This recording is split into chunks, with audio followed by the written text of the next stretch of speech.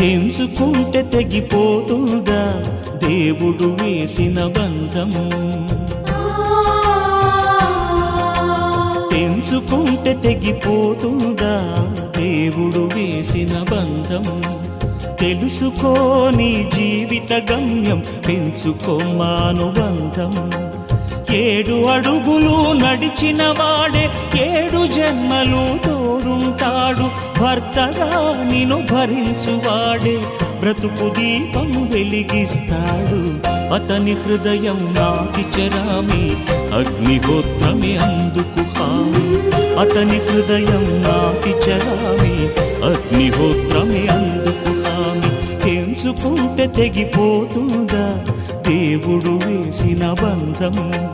తెలుసుకోని జీవిత గమ్యం, పెంచుకోమానుబంధం.